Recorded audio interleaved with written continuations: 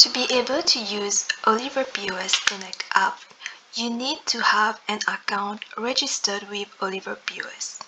So the first step is to sign in to your OliverPos account on the hub.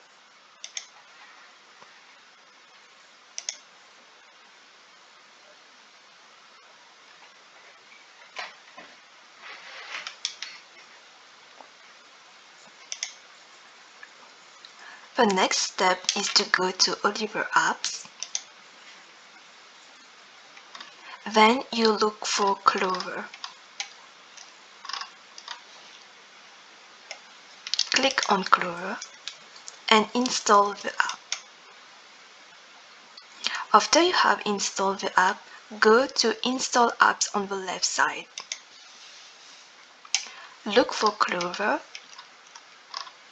and click on it. Now you can click on App Settings to configure. To connect your Clover account to Oliver POS, click on Connect.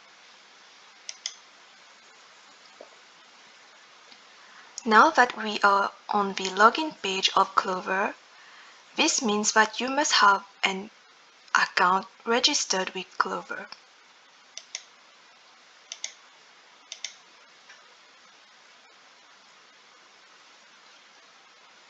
Signing in your merchant account will directly connect Clover to Oliver POS. As you can see, we have successfully connected, so now we can close this tab and refresh the page here. Click on App Settings again, and you will see that your merchant ID has been registered with Oliver POS.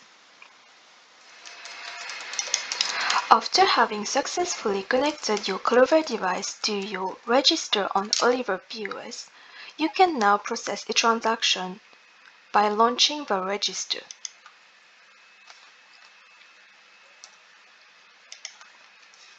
Make sure that you choose the register to which you have connected your Clover device.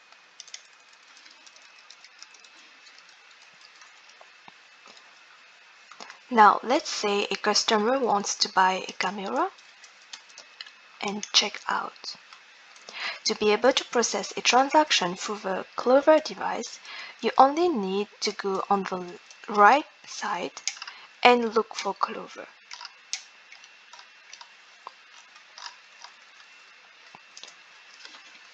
Now you only need to click on Clover. As you can see, it's going to process the payment, and here on the Clover device you can process the transaction.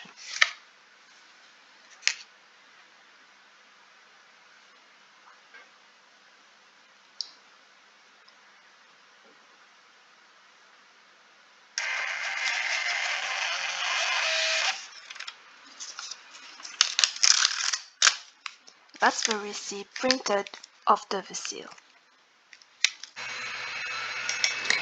Oliver POS Connect also allows a merchant to be able to toggle tips.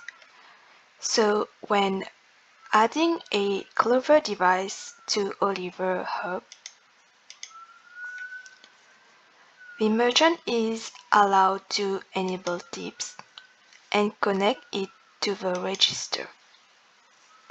So now let's launch the register to be able to process a transaction with tips enabled.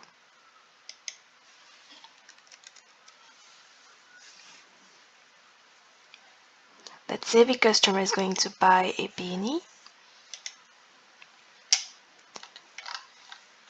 Look for Clover on the right hand side and click on it. Now, as you can see on the Clover device, it's going to show the tips configurations that the merchant has set up on the Clover device. So you can choose one of the options available or even without tips. So let's say we are going to choose a 15% tip. As you can see on the Clover device, it has already added the tip to the amount. So now let's process the transaction.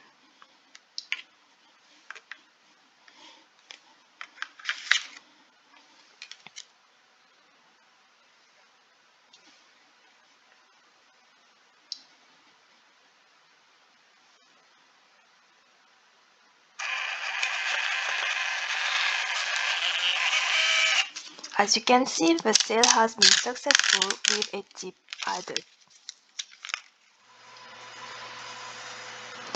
Now let's say that the customer has already checked out and was about to pay through the Clover device.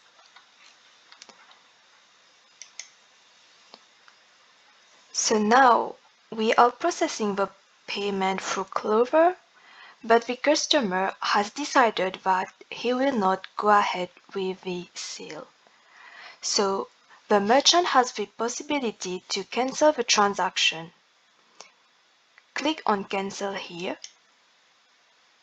and you will see that on the Clover device as well, it has been cancelled.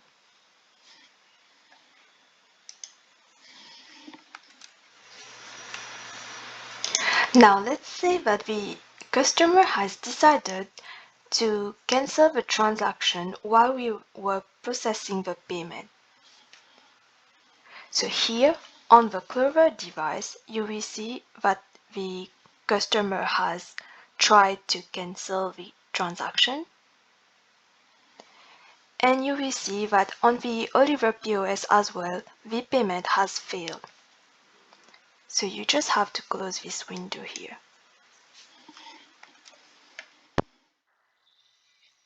So now let's say that a customer wants to make a return. So the merchant can go to the menu, click on Activity View, and look for the item that the customer is going to return. Then on the right side, click on Refund Sale. Add the item that the customer is returning and choose Clover on the right side. As you can see on the screen, the refund is in process, and through the device as well, it has been processed. And here is the receipt for the refund.